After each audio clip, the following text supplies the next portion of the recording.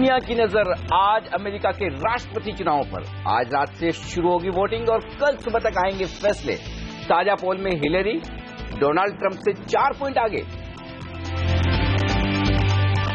Hillary को FBI से मिली clean chit से अमेरिकी बाजारों ने मनाया जश्न। डाउ जोन्स 370 पॉइंट चढ़ा, मगर आज दुनिया भर के बाजार वेट एंड वॉच के मोड में। ICICI बैंक के अच्छे नतीजे, स्लिपेजेस और वॉचलिस्ट घटने से बैंक का ADR 7% चढ़ा। ब्रोकरेज हाउस ने बढ़ाया लक्ष्य, दी खरीदारी की सलाह। उम्मीद के मुताबिक रहे कॉग्निजेंट के नतीजे, लेकिन कंपनी ने घटाया ग्रोथ का गाइडेंस। ब्रेग्जिट और क्लाइंट्स के IT पर घटते खर्च को बताई वजह। आज दिखेगा IT शेयरों में दबाव।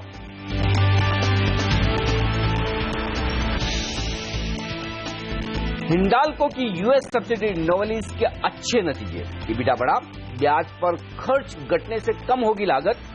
क्रेडिट स्विस ने हिंडाल्को का लक्ष्य बढ़ाकर किया 197 रुपए। रेल के नतीजे आज ऑर्डर इनफ्लो पर रहेगा फोकस। वहीं ऑटो सेक्टर में अशोक लेलैंड और भारत फोर्ज के कमजोर नतीजों की अनुमान। और वरुण बेवरेजेस की लिस्टिंग आज करीब 2 गुना इशू भरा और 445 रुपए पर इशू हुआ अलॉटमेंट।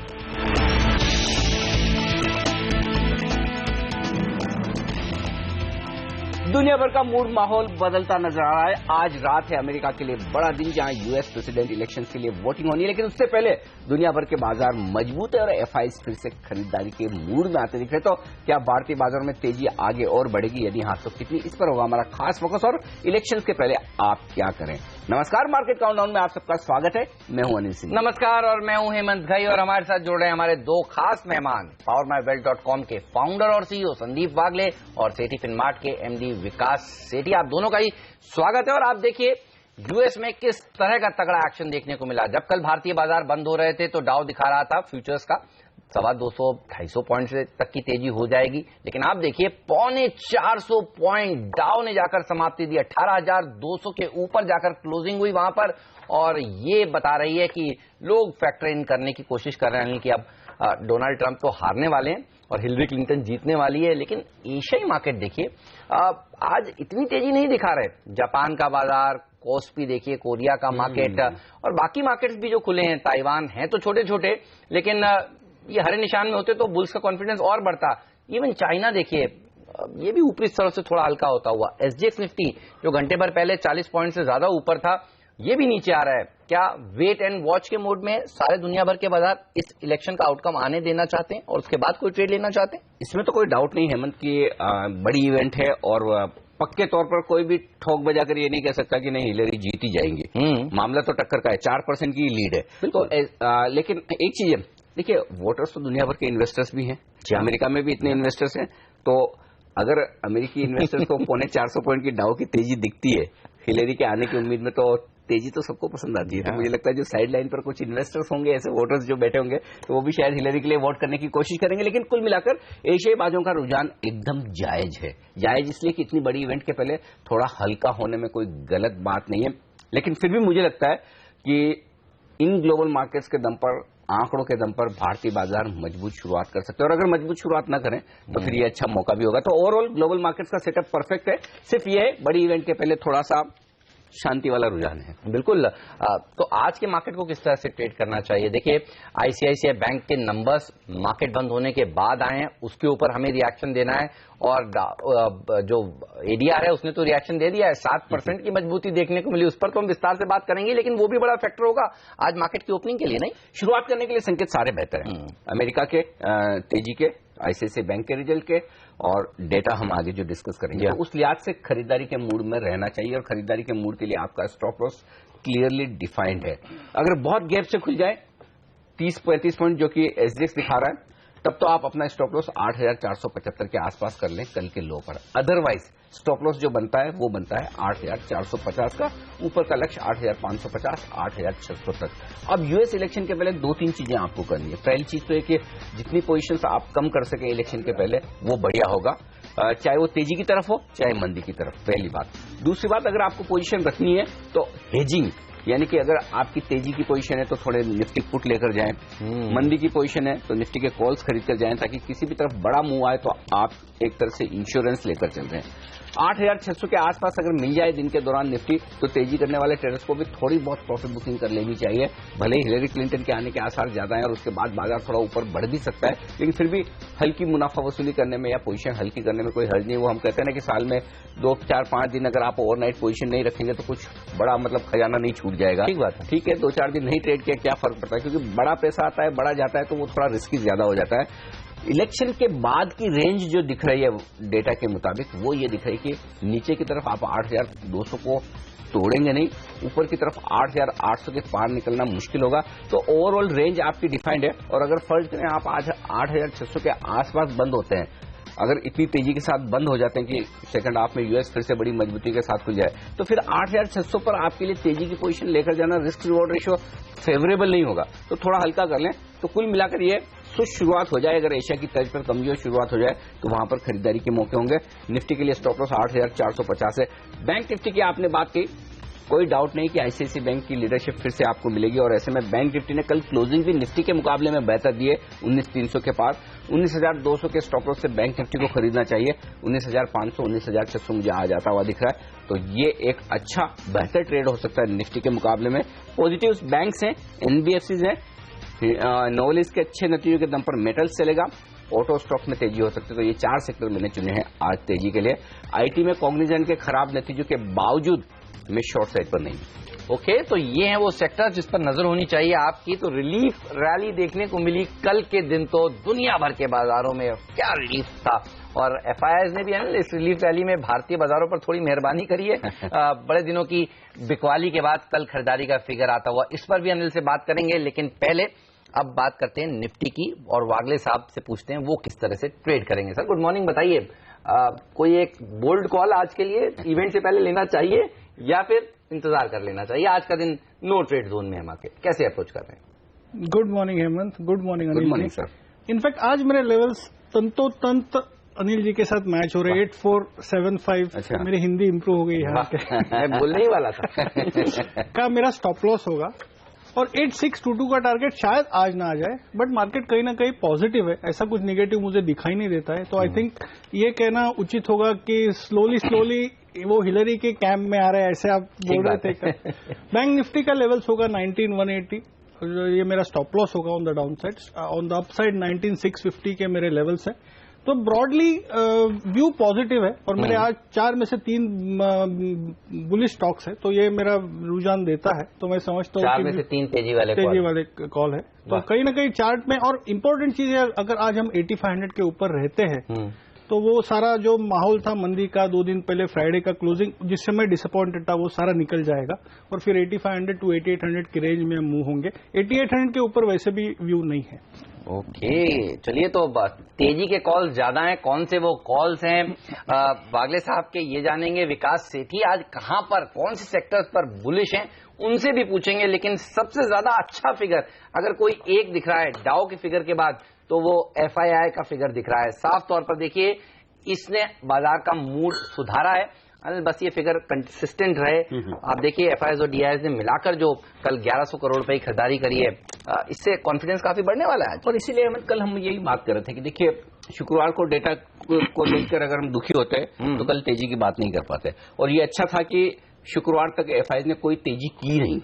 तो कल के डेटा में अच्छी बात, जो सबसे बढ़िया बात है, वो ये कि 300 करोड़ की खरीदारी एफआईआईज की बहुत बड़ी नहीं है, हम जानते हैं, और खासतौर से तब जबकि उन्होंने इतना बेचा है। लेकिन उसके साथ 780 करोड़ की घरेलू फंड्स की खरीदारी भी है। तो दोनों तरह के इन्वेस्टर जब खरीदने आए, पहली बात ये एक अच्छा संकेत है। दूसरा, लेकिन हाँ, एक चीज और कहनी होगी, कल के डेटा में एक और इंटरेस्टिंग बात जो है वो ये कि पोजीशंस ऊपरी स्तरों पर हल्की होती हुई दिख रही है। ऐसा नहीं कि एफआईआईज बड़े बुलिश हैं, और कल के सेशन में उन्होंने इंडेक्स फ्यूचर्स में भी पोजीशन कम किए और स्टॉक फ्यूचर्स में भी पोजीशन कम किए। दोनों में अलग अलग तरह से है। 236 करोड़ की बिकवाली है उनकी इंडेक्स फ्यूचर्स में। तो जो बाजार ऊपर आया है उसमें उन्होंने निफ्टी और बैंक निफ्टी में अपनी पोजीशन कम की, जो तेजी की पोजीशन थी जिसमें फंसे हुए थे वो बेचा है। 953 करोड़ की दमदार खरीदारी हुई है स्टॉक फ्यूचर्स में, ये बड़ा इंटरेस्टिंग है। एक तरफ कुल मिलाकर आप देखिए ना, कितना 1300 करोड़ के आसपास की खरीदारी स्टॉक्स में हो गई कल एफआईएस की तरफ से, और यहां पर 953 करोड़ की खरीदारी को होने के बावजूद ओपन इंटरेस्ट घटा है। तो इंडेक्स फ्यूचर्स में भी ओपन इंटरेस्ट घट रहा है और स्टॉक फ्यूचर्स में भी। तो आपको एफआईएस के डेटा को पढ़ते हुए साथ में एक बात बहुत अच्छे से ध्यान रखनी है, और वो ये कि इस बड़ी इवेंट के पहले एफआईएस भले ही तेजी कर रहे हैं, लेकिन तेजी करने के साथ साथ अपनी पोजीशन खत्म कर रहे हैं, कम कर रहे हैं। तो हल्का रहने का जो उनका नजरिया है, पहले बेचकर और अब खरीदकर, वो बरकरार है। यानी कि इवेंट के पहले वो पोजीशन कम रखना चाहते हैं। ये संकेत आपको इन डेटा से पढ़ना चाहिए। ऑलराइट, चलिए, तो ये संकेत इस डेटा से आप पढ़िए। लेकिन एक चीज और समझ में आती है एफआईएस के डेटा को देखकर, और वो ये है कि एफआईआई भारतीय बाजारों पर इसलिए बेरिश नहीं है कि भारतीय बाजारों में कोई कमजोरी है, क्योंकि ग्लोबल संकेत अच्छे नहीं है, इसीलिए वो यहाँ बिकवाली कर रहे थे। जब एक दिन उनको समझ में आया कि हिलरी क्लिंटन जीत जाएंगी तो वहां पर खरीदारी होने लगी। तो ये एक अच्छा संकेत जो मुझे दिख रहा है वो है, और अगर ये हिलरी क्लिंटन जीत जाती हैं तो फिर खरीदारी होती रहेगी, ये भी बुल्स मानकर चलेंगे। चलिए पूछते हैं सेठी साहब से कि कौन से सेक्टर्स पर वो सबसे ज्यादा बुलिश हैं। सेठी साहब, गुड मॉर्निंग, बताइए कहां पर नजर है आज आपकी?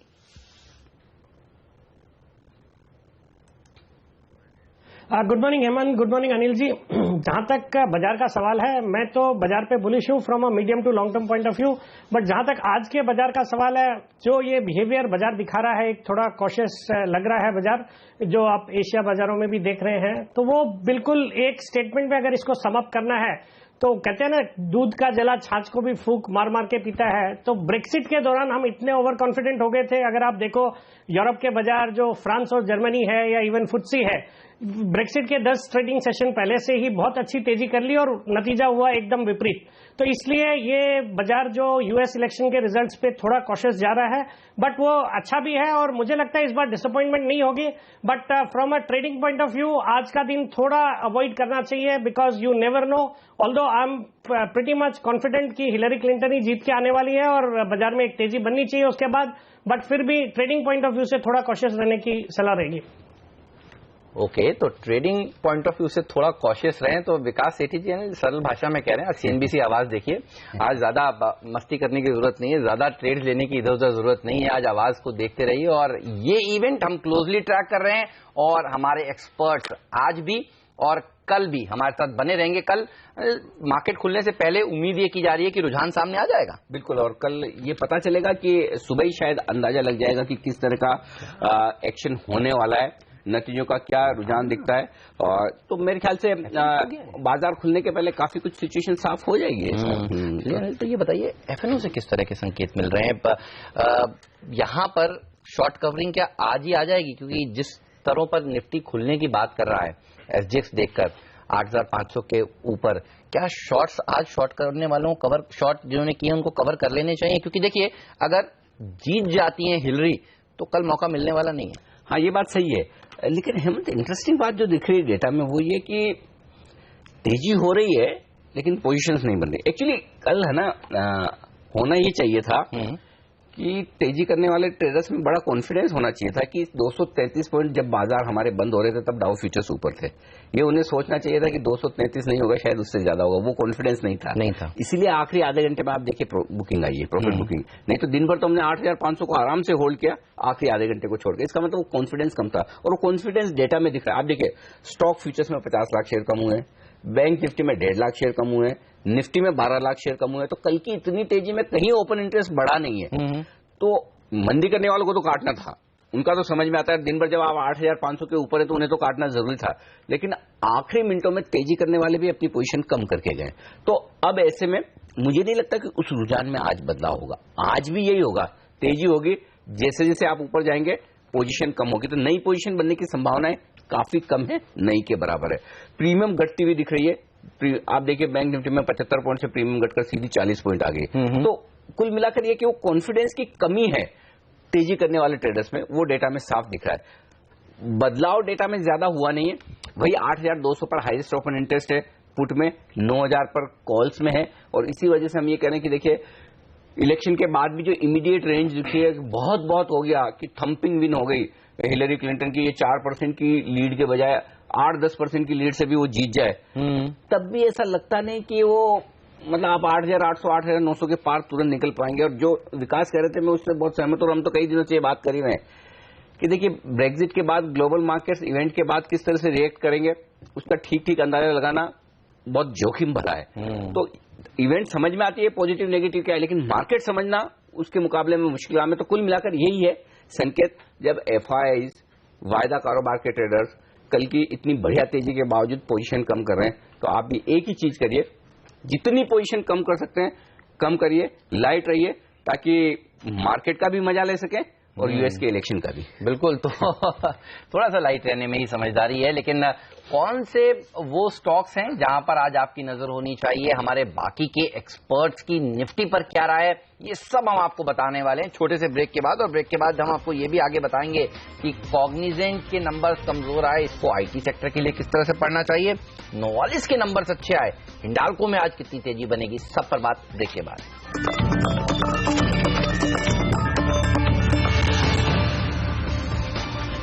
स्वागत है आप सभी का सीएनबीसी आवाज पर। आप देख रहे हैं मार्केट काउंटडाउन। वक्त हो गया अब ये जानने का कि आज टेक्निकल एक्सपर्ट्स निफ्टी पर क्या कॉल दे रहे हैं। 5 पंचों की राय आपकी स्क्रीन पर आती हुई और शुरुआत मानस जायसवाल के साथ। कह रहे हैं बेचकर चलना चाहिए, 8,560 का स्टॉप लॉस, 8,360 तक जा सकता है। तो इनको लगता है शायद कि डोनाल्ड ट्रंप हार जाएंगे। तो माइनस करेंगे माइनस, लेकिन राकेश करेंगे प्लस, और वो निफ्टी खरीदना चाहते हैं 8,480 के स्टॉप लॉस के साथ 8,550 का लक्ष्य। ओके, तो राकेश बुलिश हैं और आशुतोष सरना की राय भी देखिए, ये भी तेजी में 8,560 का टारगेट, 8,475 का स्टॉप लॉस भी। तेजी में नीरव अखाड़िया भी स्टॉप लॉस रही 8,470 और 8,540, इनका भी टारगेट। और विकास सालुंखे जी ये भी बुलिश है मार्केट पर। तो 5 एक्सपर्ट्स में से आप देखिए 4 जो हैं वो बुलिश हैं, 8,560 का टारगेट इनकी तरफ से निकल कर आ रहा है, और एक ही एक्सपर्ट हैं जो बेरिश हैं। बिल्कुल, और रेंज बेहद साफ है हेमंत, बहुत क्रिस्टल क्लियर। 8,450, 8,475, ये 25 पॉइंट की रेंज है। स्ट्रॉन्ग सपोर्ट 8,550 के नजदीक जाकर अटकेगा बाजार। ये है हमारे 5 एक्सपर्ट्स की राय निफ्टी पर। ऑलराइट, ये तो बात हुई निफ्टी की, लेकिन कौन से वो 5 स्टॉक्स हैं जहां पर आज आपकी नजर जरूर होनी चाहिए, आइए आपको बताते हैं 5 का पंच। कल देर शाम कॉग्निजेंट ने अपने नतीजे पेश किए, गाइडेंस में कटौती की और ब्रेग्जिट को वजह बताते हुए कॉग्निजेंट ने गाइडेंस घटाया है। तो हिंदुस्तान की तमाम आईटी कंपनियों के लिए वैसे ये नेगेटिव खबर है, लेकिन साथ ही एक और बड़ी इवेंट उस पर भी नजर रखें, जिसकी वजह से 2 दिनों से आईटी शेयर मजबूत होते दिख रहे हैं। वो ये कि हिलेरी क्लिंटन के जीतने के आसार ज्यादा हैं। तो हम पूछेंगे एक्सपर्ट्स को, अगर कमजोर खुल जाए इस खबर के दम पर ये आईटी शेयर, तो कौन सा खरीदना चाहिए। और नजर रखिए हिंडाल्को पर भी, क्या जबरदस्त तेजी कल के बाजार में भी इसने दिखाई, और नोवालिस के नंबर्स जो इसकी इंटरनेशनल सब्सिडरी है उसके नंबर्स मार्केट बंद होने के बाद आए हैं यूएस में। तो एक अच्छी तेजी आज ये स्टॉक दिखा सकता है। और क्रेडिट स्विस ने हिंडाल्को के ऊपर अपना लक्ष्य जो है वो बढ़ा दिया है, 177 से बढ़ाकर 197 कर दिया। तो हिंडाल्को के शेयर पर आज कितनी तेजी होगी पूछेंगे वागले साहब से थोड़ी देर में। C8 कल बाजार बंद होने के बाद नतीजे पेश किए, ढीले हैं नंबर्स, कोई खास ग्रोथ है नहीं। 1.5% मुनाफा बढ़ा है, आय 5% बढ़ी है, EBITDA देखिए मुश्किल से 1% बढ़ा है, मार्जिन 0.5% कम हुए, 12% से घटकर 11.5% के आसपास। तो कल जो हम बात कर रहे हैं हेमंत, प्राइस टू परफेक्शन, ये शेयर उस पर ट्रेड करें तो देखना ही होगा इस मजबूत बाजार में क्या C8 पर आज मार पड़ती है। और अपोलो टायर जो बुधवार को नंबर्स दे रहा है वो कैसे रहते हैं, तो इस पूरे सेक्टर पर करेंगे बात। लेकिन नजर रखिएगा ब्रिटानिया के शेयर पर भी अच्छे नंबर्स इसने पेश किए हैं। इनकम देखिए करीब करीब 11.5% का इजाफा, मुनाफा आपकी स्क्रीन पर आ रहा था, 6% के आसपास का इजाफा वहां पर भी देखने को मिला है। तो अच्छे नंबर्स नहीं, इवन वॉल्यूम ग्रोथ का आंकड़ा देखकर काफी एफआई ब्रोकरेजेस खुश हैं। तो इस शेयर में भी आज तेजी बन सकती है। चीनी कंपनियों के लिए अच्छे नतीजों का सिलसिला बरकरार है और इस लिस्ट में अब शामिल होता हुआ EID पेरी। दमदार परफॉर्मेंस सितंबर तिमाही के लिए। देखिए नुकसान था 4 करोड़ का, उससे मुनाफे में 125 करोड़ का प्रॉफिट, जबरदस्त टर्न अराउंड। और EBITDA देखिए 84% बढ़ा है, 450 करोड़ के पार पहुंचता हुआ। तो EID पेरी का शेयर आज रहेगा एक्शन में।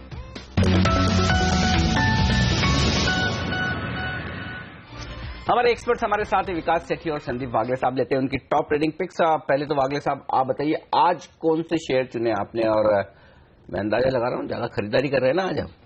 बिल्कुल अनिल जी, 3 बाय है, 1 सेल है, एक रखा है फिर भी सेल। और वो सेल वो है जो आपने कल स्पॉट किया था। मैं ये भी बोल दूं, मैं बोलूंगा आगे जब आऊँ। पहले तो बाय होगा हिंडाल्को में। आई थिंक न्यूज आपने बोल दी, चार्ट में क्लियरली दिखाई दे रहा है। कल हमारा BTST भी था और मुझे लगता है ये पोजिशनल पिक भी होगा। ये 220-230 का लंबा टारगेट है।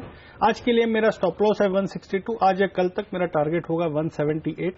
क्रॉम्पटन ग्रीव्स में कल ब्रेकआउट देखने को मिला, इसमें मैं बाय की सलाह दूंगा। 81 का स्टॉप लॉस होगा, टारगेट होगा 96। 96? हाँ, आज का व्यू नहीं है, 2 से 3 दिन का व्यू है। और टेक महिंद्रा, कल हमने HCL टेक की बात की थी, उसमें से टेक मैंने रिटेन किया है। आईटी में मुझे स्ट्रेंथ अभी भी लगती है, ये बाय करके चले। 432 स्टॉप लॉस, 474 का टारगेट। और L&T जिसमें आई थिंक कल सुबह आप बात कर रहे थे, इसने एक अहम सपोर्ट लेवल ब्रेक किया है, तो मुझे उसमें मार्केट थोड़ा सा साइडवेज होगा या नेगेटिव होगा, ये स्टॉक डाउन में आउट परफॉर्म करेगा नीचे में। इसमें स्टॉप लॉस होगा 1425, टारगेट होगा 1341। ऑलराइट, चलिए तो 800 करोड़ रुपए SBI ने क्यों लगाए L&T में, कल ये हमने सवाल उठाया था, खड़ा किया था, और आप देखिए कल के अच्छे बाजार में भी ये शेयर अंडर परफॉर्म कर रहा था। तो अब सूटी बाकी हिस्सेदारी कब बेचेगा, इसका ओवरहैंग तो L&T पर बना हुआ है। बहरहाल चार्ट में भी नजर आ रहा है, अगले साहब को गिरावट और गहरा सकती है, इस शेयर पर रखिएगा नजर। लेकिन सेठी साहब, आपकी नजर कहां पर है? कौन से वो स्टॉक्स हैं जो आज पैसा बनाकर दे सकते हैं, आज भी और लॉन्ग टर्म के लिए भी? आपके शेयर तो जनरली आगे भी अच्छा प्रदर्शन दिखाते हैं।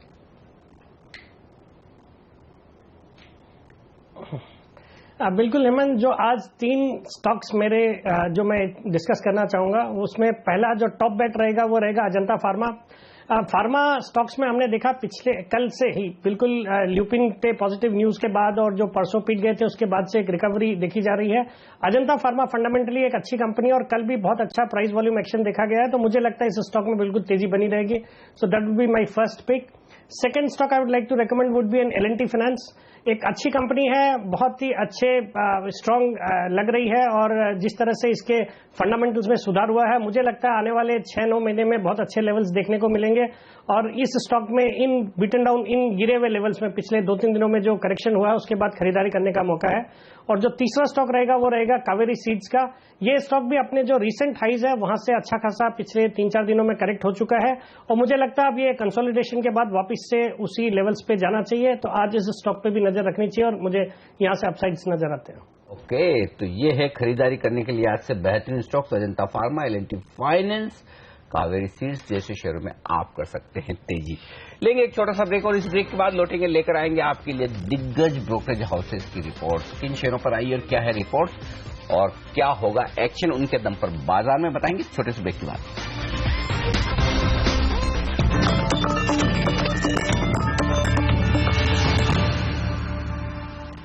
स्वागत है आप सभी का CNBC आवाज पर। आप देख रहे हैं मार्केट काउंटडाउन। एक शेयर जो सबसे महत्वपूर्ण है आज बाजारों के लिए, और वो है ICICI बैंक, जिसके नतीजे बाजार बंद होने के बाद आए और नतीजे अच्छे दिख रहे हैं। ये आप देख सकते हैं ADR को देखकर, जिसने 6.5% का जबरदस्त उछाल दिखाया है। और नतीजों के बाद ICICI बैंक की MD और CEO चंदा कोचर ने क्या कहा, आइए सुन लीजिए, क्योंकि कमेंट्री सबसे इंपॉर्टेंट थी इन नतीजों में।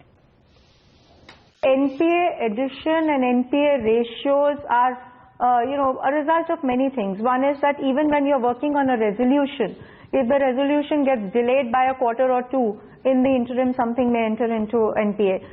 The other thing is that, the ratios move as per the growth in the balance sheet and so on. So I think really our focus should be, are we able to resolve assets, and are we able to recover out of those assets which are, turning into stress? And I come back to this point that we should focus on resolution, and we are all focusing on resolution. Alright, तो चंदा कोचर की तरफ से positive commentary. Anil ji, watch list 16% घटना, slippages 3% घटना, commentary अच्छा होना, और SR और JP का अगले क्वार्टर में रिफ्लेक्ट होना, यानी आउटलुक आगे का भी बेटर। कैसे देखते हैं बताइए, कितनी तेजी होगी? आपने कल कहा था ल्यूपिन में 100 रुपए की तेजी होगी, 100 रुपए ऊपर खुला था। ICICI बैंक कैसा खुलेगा? सबसे बढ़िया बात जो कल नतीजों में हुई वो ये थी कि कल ये मार्केट बंद होने के बाद आए। जी हाँ। अगर ये नतीजे मार्केट आवर्स में आते तो पहला रिएक्शन जो होता है उसमें काफी ट्रेडर्स फंसते। ग्रॉस NPA, नेट NPA के नंबर देखकर एक बार लोग ठीक बात है इतना स्टॉक भाग गया, शॉर्ट किया जाए, तो उससे बच गए। पूरा टाइम मिला नतीजों को सुनने का, समझने का, और अभी रिपोर्ट्स भी आएंगी, रिपोर्ट्स पढ़ने का। तो मुझे लगता है कि कुल मिलाकर इन नतीजों में कुछ भी खराब नहीं है। सिर्फ फिगर पर मत जाइए। अब क्या है, देखिए पहले हम क्या करते थे, पहले खाली प्रॉफिट का फिगर देखते थे, फिर धीरे धीरे हमने एसेट क्वालिटी देखना शुरू की, और अब तीसरा काम और करना पड़ेगा बैंक्स के नतीजों को समझने के लिए, वो है एसेट क्वालिटी के बाद आगे की कमेंट्री और आउटलुक। ये अब होता नजर आ रहा है, जो आईसीआईसीआई बैंक इस तिमाही से शुरुआत कर रहा है। ये आउटलुक आईसीआईसीआई बैंक का जस्टिफाई करता है कि स्टॉक और तेज होना चाहिए। तो मेरे हिसाब से हेमंत 2 से 3% की तेजी अभी आईसीआईसीआई बैंक में बाकी है। चलिए, तो फिर बैंक निफ्टी को भी ऊपर लेके जाएगा और बाजार का सेंटीमेंट और मूड भी कम से कम शुरुआत में तो सुधारने का काम करेगा। अब आइए आपको बताते हैं ब्रोकरेज हाउसेज ने लक्ष्य बढ़ाकर कहां से कहां कर दिए। नियति है बताने के लिए। नियति बताइए क्या कह रहे हैं ब्रोकरेज हाउसेज और सबसे एग्रेसिव टारगेट किसका है? ब्रोकरेजेस बेहद बुलिश हो गए हैं आईसीआईसीआई बैंक पे। इनफैक्ट काफी लंबे समय से आईसीआईसीआई बैंक पे होल्ड करने की सलाह दे रहे थे, निवेश करने की सलाह दे रहे थे। सीएलएसए जैसे दिग्गज ब्रोकरेज हाउस फर्म 15% का मिनिमम अपसाइड पोटेंशियल देख रहे हैं अगले 12 महीने के लिए। 18% की जो हेल्दी कासा ग्रोथ हुई है, ये इसकी वजह से ये काफी ज्यादा पॉजिटिव है। पूरे नतीजों में ये सबसे बड़ा पॉजिटिव था। स्लिपेजेस सेकेंड हाफ में थोड़े से ज्यादा रह सकते हैं, मगर मैनेजमेंट की वो जो कमेंट्री थी कि वो रेजोल्यूशन की तरफ फोकस कर रहे हैं। साथ साथ में जो जेपी एसोसिएट्स और एसआर के जो कॉर्पोरेट की डीलेवरेजिंग करने वाले, यानी जो अपने कर्ज को कम करने वाले हैं, और जिसमें मैनेजमेंट ने कहा है कि कम से कम 6 से 9 महीने लगेंगे, ये इस पर ब्रोकरेजेस काफी ज्यादा बुलिश हो गए हैं और इसीलिए आपको निवेश करने की सलाह दे रहा है। सीएलएसए 320 का इनका लक्ष्य है। गोल्डमैन सैक्स निवेश करने की सलाह दे रहा है, 318 का इनका लक्ष्य है। नोमुरा बाय का कॉल दे रहा है, यानी निवेश करके चलिए। टारगेट प्राइस इनका भी 16 से 17% अपसाइड का है। 325 का इनका लक्ष्य ये देख रहे हैं। Watch list resolution expected lines पे है, आगे चल के अगर ये और कम होती है तो की पॉजिटिव होगा। क्रेडिट स्विस आउट परफॉर्म की रेटिंग मेंटेन कर रहा है, 328 का इनका भी लक्ष्य है। सिटी बाय का कॉल दे रहा है, 330 का इनका भी लक्ष्य है। मगर सबसे bullish target Bank of America Merrill Lynch का है, निवेश करने की सलाह दे रहे हैं। 320 का इनका लक्ष्य था, जिसे अब ये बढ़ा करके 339 का कर रहे हैं, यानी मौजूदा भाव से आपको 22% की तेजी ये शेयर दिखा सकता है। मगर मॉर्गन स्टैनली जैसे कुछ एक स्टॉक्स हैं जो कि इक्वल वेट का कॉल अभी भी मेंटेन करके चल रहे हैं। 266 का इनका लक्ष्य है, जो कि 5% के आसपास का डाउन साइड दे रहे हैं। और जेपी मॉर्गन भी न्यूट्रल का कॉल दे रहा है, 265 का इनका लक्ष्य है। क्यों? क्योंकि अगर वॉच लिस्ट को हटा दिया जाए तो ट्रेंड्स अभी भी वीक है और स्लिपेजेस आगे चल के भी हाई लेंगे। लेकिन बुलिश कॉल्स में Bank of America Merrill Lynch का टारगेट आपको देखना चाहिए। 339 का लक्ष्य 12 महीने के लिए आपको आईसीआईसीआई बैंक दिखा सकता है। 22% की मौजूदा भाव से तेजी होगी। तो Bank of America Merrill Lynch 339 यानी समझ लीजिए 340 का टारगेट, और जेफरीज ये भी 340 का टारगेट दे रहे हैं। तो सबसे एग्रेसिव अगर कोई 2 ब्रोकरेज हाउसेज हैं इस शेयर पर तो ये दोनों हैं। चार्ट्स कैसे लग रहे हैं बागले साहब देख रहे हैं, तब तक नियति आप ये बताइए कि नोवालिस के जो नंबर्स आए हैं उसके बाद ब्रोकरेज हाउसेज ने हिंडाल्को के लिए टारगेट्स कितने बढ़ाए? क्रेडिट स्विस ने टारगेट प्राइस बढ़ा है, मेंटेन करा है अपने आउट परफॉर्म की रेटिंग। अच्छे नतीजे थे, एबिटा इन लाइन आया है नोवेलिस का, और इनको फायदा मिला है जो कि इनका फॉरेक्स गेन हुआ है, इंटरेस्ट कॉस्ट कम हुए हैं और फेवरेबल वॉल्यूम मिक्स का इनको पूरी तरह से फायदा मिला है। मेंटेन करें अपने आउट परफॉर्म की rating. Credit Suisse target price इन्होंने 177 से बढ़ा के 197 का कर दिया है। मौजूदा भाव से आपको 17% की तेजी देखने को मिल सकती है। लेकिन मैक्वायरी अंडर परफॉर्म की रेटिंग अभी भी मेंटेन कर रहा है। 130 का इनका लक्ष्य है, जो कि 18% डाउनसाइड का है। क्यों? क्योंकि इनका एल्यूमिनियम की जो प्राइसेस पर जो कॉल है वो बेयरिश है। अभी फिलहाल स्पॉट एल्यूमिनियम के प्राइसेस 15 महीने के ऊंचाई पर है। नियर टर्म में थोड़ी सी तेजी हो सकती है, लेकिन लंबी अवधि के लिए अगर 1 साल के लिए व्यू देखा जाए तो ये अभी भी बेयरिश है। इसकी वजह से अंडर परफॉर्म की रेटिंग दे रहे हैं। 130 का लक्ष्य हिंडाल्को के लिए मैक्वायरी दे रहा है, लेकिन बुलिश कॉल में आउट परफॉर्म की रेटिंग क्रेडिट स्विस और 197 का लक्ष्य हिंडाल्को के लिए। ओके, तो 2 बड़े दिग्गज, 2 बढ़िया, इन दोनों शेयरों पे अच्छी खबरें, अच्छी रिपोर्ट, तो ये तेजी को लीड करने का काम करेंगे आज के बाजार में। शुक्रिया नीति। और हमारे एक्सपर्ट से पूछते हैं फिर कितनी तेजी बननी चाहिए दोनों शेयरों में। विकास, पहले तो आप बताइए, आईसीआईसीआई बैंक और हिंडाल्को कितना भागेगी आज?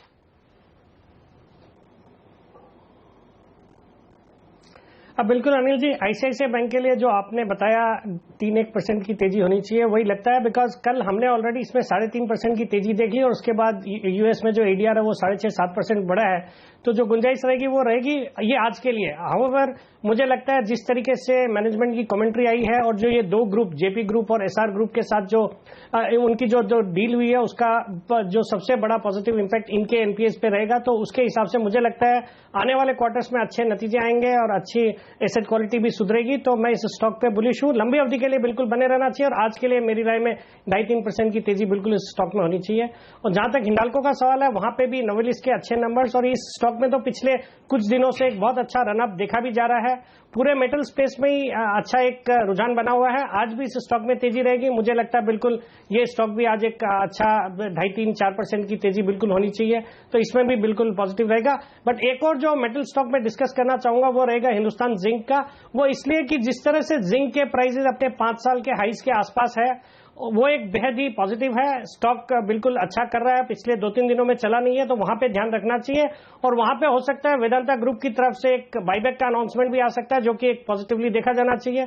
सो I would be bullish on Hindustan zinc from the metal space. चलिए, तो न सिर्फ हिंडाल्को, हिंदुस्तान जिंक में भी तेजी देखने को मिलेगी।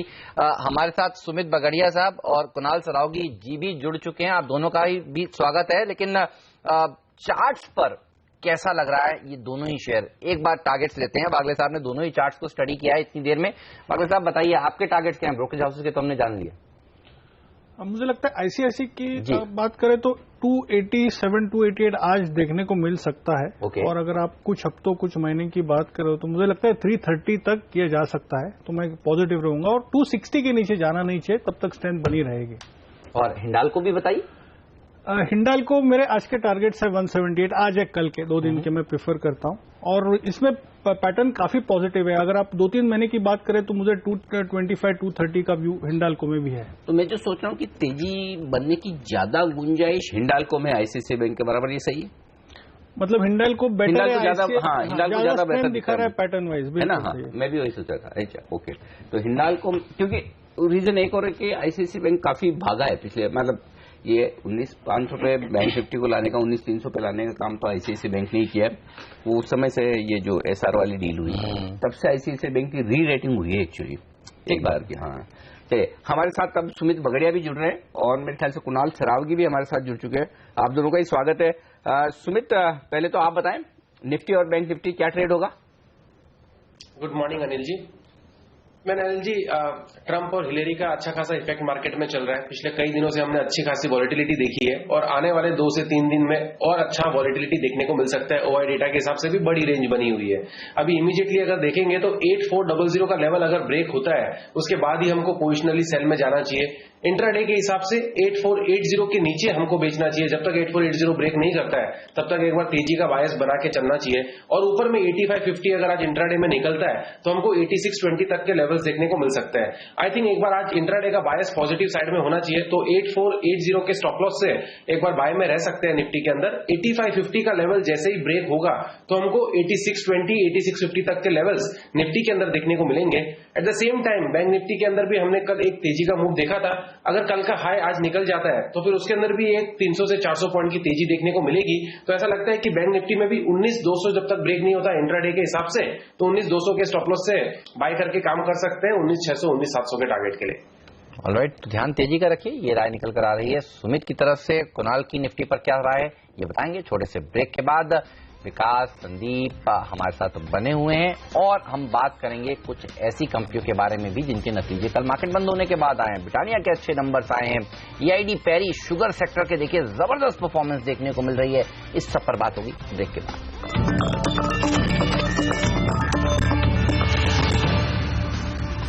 हमारे एक्सपर्ट्स हमारे साथ है, विकास सेठी, संदीप वागले, सुमित बगड़िया और कुणाल सरावगी भी। आप सबका स्वागत है एक बार फिर। कुणाल, बताएं, अब आप अपनी टॉप ट्रेडिंग पिक्स कौन से स्टॉक्स आज आपने चुने और किस तरफ? देखिए, मुझे लगता है अनिल जी कि अभी जो मार्केट है इसमें एनालिसिस से ज्यादा साइकोलॉजी की जरूरत है, क्योंकि ये कह पाना बहुत मुश्किल है कि कल बाजार कैसा होगा। मुझे लगता है लॉन्ग शॉर्ट दोनों करके जाना चाहिए। मुझे लगता है कि कोलगेट में एक बहुत अच्छा स्ट्रक्चर बन रहा है, डिफेंसिव स्टॉक है। मान लीजिए बाजार में गिरावट भी आती है तो कोलगेट अपनी चाल चलता रहेगा। मुझे लगता है 1050 1100 के लक्ष्य आ सकते हैं। बहुत अच्छा चार्ट स्ट्रक्चर है। दूसरी राय मेरी बिकवाली की है जेएसडब्ल्यू स्टील में। मुझे लगता है कि यहाँ पे एक टॉपिंग आउट पैटर्न बन रहा है। कुछ दिनों से हम एक अंडर परफॉर्मेंस भी देख रहे हैं। मुझे लगता है कि 1550 1500 के लेवल्स आते हुए दिखेंगे। शॉर्ट करके चलें, 1635 पर रखें स्टॉप लॉस। ओके, तो ये वो स्टॉक्स हैं जो आज आपको अच्छा प्रदर्शन दिखा सकते हैं। तो कोलगेट पर रखी नजर। जीएसटी के लिए जिस तरह से क्लैरिटी जब आई थी तब भी हमने देखा था कई बड़े ब्रोकरेज हाउसेस कोलगेट के ऊपर काफी बुलिश होते हुए दिख रहे थे। सुमित, आपके भी टॉपिक्स बताइए आज के लिए क्या होंगे? हेमंत, आज के लिए हमारे पास दो स्टॉक है, एक आईटी में टेक महिंद्रा और दूसरा हिंडाल्को। ये दोनों ही हमने बाय साइड में चुने। कल पिछले 2-3 दिनों से हमने देखा है कि टेक महिंद्रा के अंदर एक लोअर लेवल से अच्छा मूव देखने को मिला और कल भी हमें एक अच्छी तेजी देखने को मिली थी। कल का क्लोजिंग बहुत अच्छा था टेक महिंद्रा के लिए। इमीडिएटली इस मूव को देखते हुए ऐसा लगता है कि ये स्टॉक ऊपर में 470 से 480 के लेवल्स दिखा सकता है। आई थिंक 430 के स्टॉप लॉस से टेक महिंद्रा में प्रेजेंट लेवल्स पे भी बाई किया जा सकता है। प्रेजेंट लेवल से कोई 4-5 रुपए की गिरावट आती है तो खरीदारी का मौका होगा। ऊपर में टारगेट 2-4 दिनों में हमको 470 से 480 तक के टेक महिंद्रा में मिलने चाहिए। दूसरी तरफ हिंडाल्को एक स्टॉक हमें अच्छा लग रहा है और ये वन वे रैली भी दिखा रहा है और इसके अंदर अभी इमीडिएटली ऐसा लगता है कि एक ब्रेकआउट लेवल ब्रेकआउट हमको देखने को मिल चुका है और एक अच्छा खासा क्लोजिंग देखने को मिल रहा है। उसको देखते हुए समझ में आ रहा है कि हिंडाल्को में हमें आने वाले दिनों के अंदर 180 तक के लेवल्स देखने को मिल सकता है। इंट्राडे में हो सकता है ये आज 4 से 5 रुपए का मूव दिखा सकता है हिंडाल्को। तो आई थिंक प्रेजेंट लेवल या प्रेजेंट लेवल से कोई 2-3 रुपए की अगर गिरावट मिलती है तो वो खरीदारी के मौके होंगे। स्टॉप लॉस 160 और ऊपर में 175-180 के लेवल हमें हिंडाल्को में देखने को मिल सकता है। ओके, तो दोनों ही स्टॉक कॉमन है। वागले साहब ने भी टेक महिंद्रा खरीदने की राय दी, वागले साहब ने भी हिंडाल्को खरीदने की राय दी और पता नहीं शायद तीसरा स्टॉक सुमित चुनते तो वो हो सकता है क्रॉम्पटन ही होता कल, क्योंकि कल क्रॉम्पटन में भी एफएनओ में बड़ी पोजीशंस बनी थी, टॉप गेनर था, टॉप ओपन इंटरेस्ट गेनर था। बट एनीवे, दो टॉपिक्स इस वक्त सुमित की जो है वो टेक महिंद्रा और हिंडाल्को है। चलिए अब फोकस करते हैं आईटी शेयरों पर। वैसे तो तमाम आईटी शेयरों पर खरीदारी की राय आ रही है टेक्निकली और वायदा कारोबार के डेटा के मुताबिक, लेकिन विकास राय आपसे ली जाए इस बात पर कि कल देर शाम जो कॉग्निजेंस के नतीजे आए और उन्होंने जो गाइडेंस घटाया है, अब उसका कितना असर हमारे आईटी शेयरों पर पड़ेगा, या फिर बड़ी इवेंट दूसरी है इलेक्शन वाली जहां डोनाल्ड ट्रंप साहब अगर नहीं आते तो आईटी शेयरों के लिए पॉजिटिव समझा जाएगा। तो ऐसे में क्या करें? अगर कमजोर गाइडेंस के दम पर कोई आईटी शेयर कमजोर खुले नीचे आए तो वहां खरीदारी करनी चाहिए, यदि हाँ तो कहां करनी चाहिए, या फिर बेचना चाहिए, तो वो भी बताएं।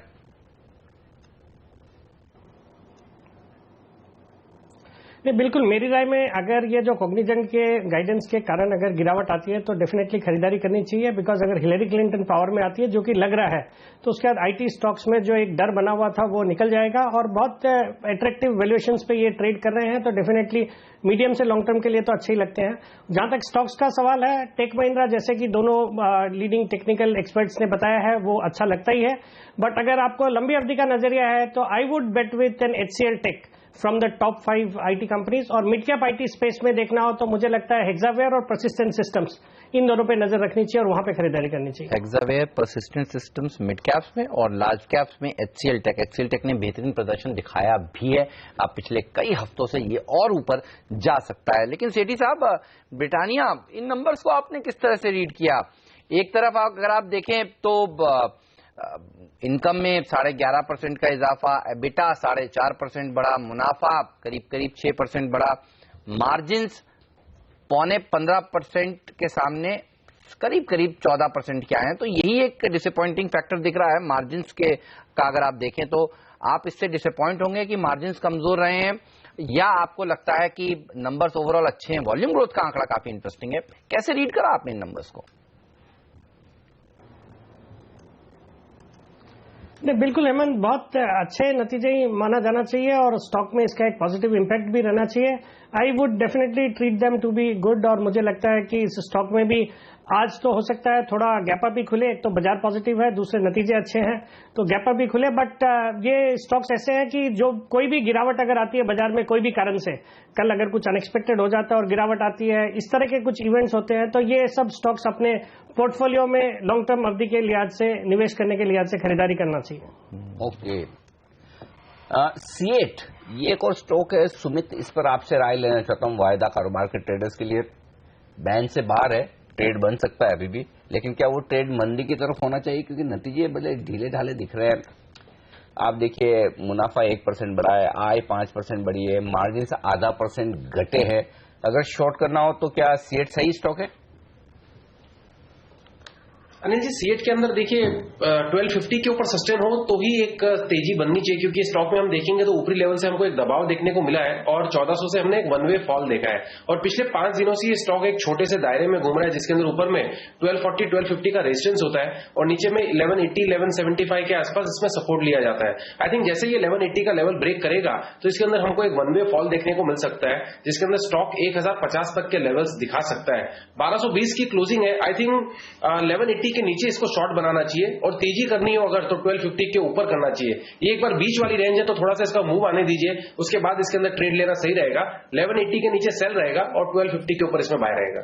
ओके, तो 1250 के ऊपर नीचे तो तेजी करिए और काफी नीचे जाए तभी मंदी करिएगा, लेकिन नजर रखिएगा दूसरी कंपनियों पर भी। और बुधवार को आने वाले हैं अब अपोलो टायर के नतीजे। तो टायर कंपनियों ने इसमें सीएट ने खराब प्रदर्शन दिखाया, इससे पहले एमआरएफ ने भी खराब प्रदर्शन दिखाया था। तो दो कंपनियां दिग्गज है और हाँ कल ही है ना, बुधवार को है अपोलो, तो कल ही है जी। तो अपोलो टायर के ऊपर भी फिर नजर बनी रहने वाली है। लेकिन और कौन सी कंपनी है जिन पर नजर होनी चाहिए, ये सब बताएंगे छोटे से ब्रेक के बाद।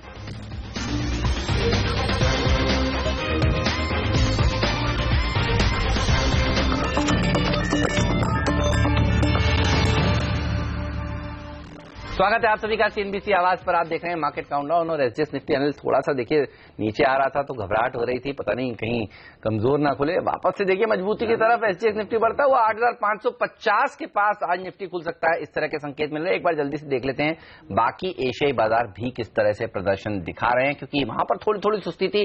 और अब आप देखिए कोरिया का मार्केट हरे निशान में आता हुआ, लगता है शंघाई बड़े देर से 7 पॉइंट पर ही अटका हुआ है। एक बार इसको देखने की जरूरत है, एक बार इसको देखने की जरूरत है, कुछ गड़बड़ तो नहीं है, क्योंकि 7 पॉइंट मैंने आधे घंटे पहले भी देखा था, हो सकता है, लेकिन एक बार इसको दुरुस्त करते हैं, देखते हैं। लेकिन देखिए ताइवान और स्ट्रेट टाइम्स भी हरे निशान में आते हुए थोड़ी रिकवरी देखने को मिल रही है। एशियाई बाजारों में केवल इक्का दुक्का मार्केट है जो लाल निशान में। लेकिन अब बात करते हैं उन नतीजों की जो मार्केट बंद होने के बाद आए और जो अच्छे दिख रहे हैं। सेठी साहब, चीनी कंपनियां देखिए, ईआईडी पैरी के नंबर्स कल मार्केट बंद होने के बाद अच्छा है। आंध्रा शुगर के नंबर्स अच्छे थे, 2-3 दिन पहले मैं देख रहा था अपर गैंजेस के नंबर्स भी अच्छे थे। तो चीनी कंपनियों का जो पिछले 3 तिमाहियों से अच्छा प्रदर्शन है वो जारी लग रहा है। ये बताइए, सवाल ये है कि आगे भी जारी रहेगा क्या और चीनी कंपनियों में क्या करना चाहिए इस समय?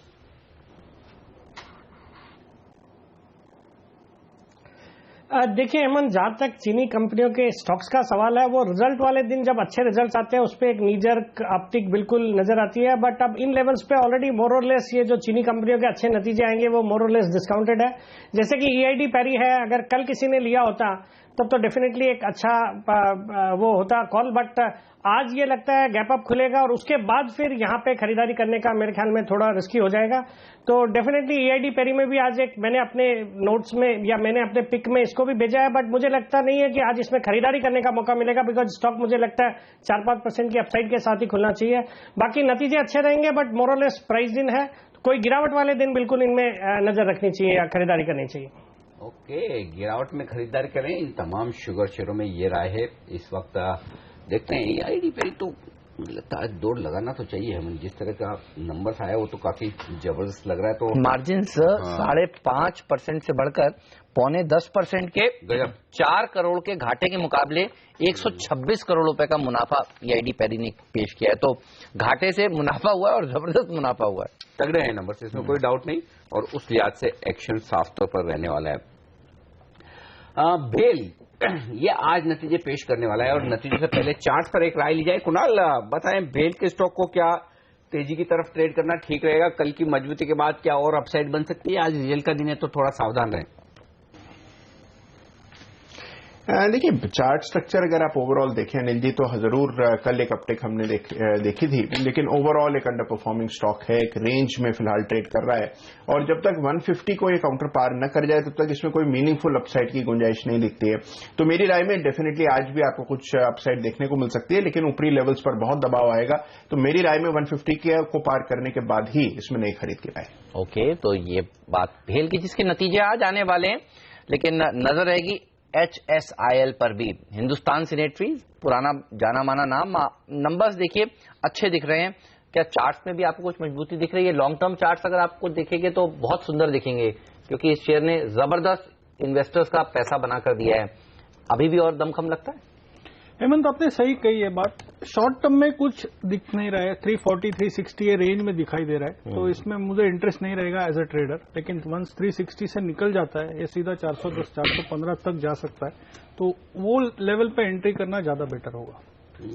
शॉर्ट टर्म में ज्यादा नहीं, लेकिन लॉन्ग टर्म में ये स्टॉक दमदार प्रदर्शन कर सकता है। अच्छे नंबर से देखते हैं आज किस तरह का प्रदर्शन होता है। HSIL का प्रदर्शन किस तरह का होता है भारतीय बाजारों का? देखिए, भले ही सुस्ती थी एशियाई बाजारों में, लेकिन हम कह रहे हैं कि हम कमजोर खुलेंगे नहीं, और वैसे ही संकेत आते दिख रहे हैं। कल के हाइस के आसपास खुलने की तैयारी करता हुआ SGX निफ्टी। ऐसे में कैसी होगी भारतीय बाजारों की शुरुआत, अब से कुछ मिनटों में बताएंगे आपको। साथ ही प्री ओपनिंग सेशन में हम कैसे खुलेंगे, रुपए की शुरुआत कैसी होगी, स्टॉक 2020 का अपडेट, और 9-15 से बाजार का भरपूर एक्शन। स्क्रीन पर तेजी मंदी के पोजीशंस और बड़े सौदे, सब कुछ उसके दम पर आपके लिए क्या हो एक्शन बताएंगे। पहला सौदा में छोटे से ब्रेक के बाद।